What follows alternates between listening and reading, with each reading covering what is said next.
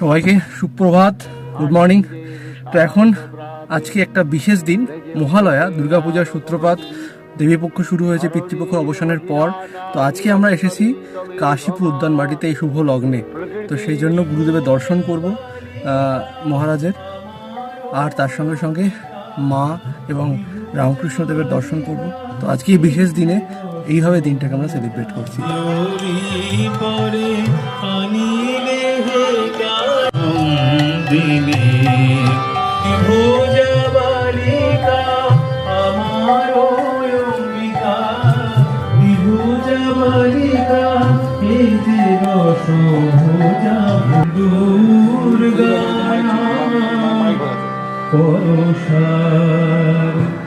অপূর্ব একটা পরিবেশ, এখানে নাম সংকীর্তন হচ্ছে আজকে মহালয়ার দিনে।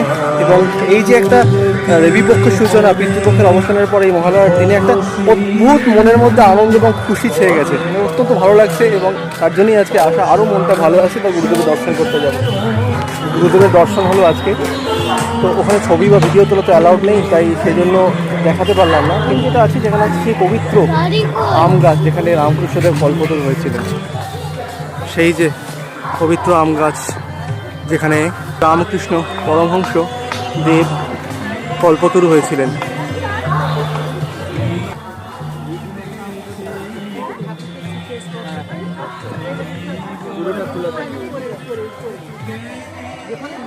কিন্তু সমস্যা হচ্ছে এই ওয়েদার। কালকে এত ভয়ঙ্কর বৃষ্টি, তার সঙ্গে ভয়ঙ্করভাবে বজ্রবিদ্যুৎ বা বাজ পড়ছিল, আর আজকে আবার মেঘলা হয়ে আছে, রোদও উঠছে, কিন্তু প্রচণ্ড গরম, ঘেমে নেই একাকার।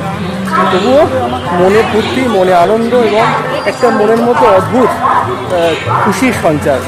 মহালয়ার দিনে এখানে এসে দিনটা আমার ভালো হয়ে গেল, সারা বছরটা ভালো যাবে। মহালয়ার একটা শুভ দিনে যে ঠাকুরের দর্শন করে আর গুরুদেবের দর্শন করে আমাদের শুরু হলো, এই ছবিটা নিলাম। ঘরে তো আছে আমাদের এর থেকে বড় সাইজেরটা, কিন্তু গাড়িতে লাগানোর জন্য এই সাইজটা পারফেক্ট, ওই জন্য এই ছবিটা। রামকৃষ্ণ মিশনের ধূপের তো কোনো তুলনা হয় না। যতই বাইরে থেকে যত দামি ধূপ কেন না কেন, এই গন্ধ আর এই ভাব আসে না। এটা আমি নিলাম। আর সে কোথায়? যেখানে পাচ্ছ খালি বসে পড়ছো কেন? কি সমস্যা? খিদে পেয়েছে?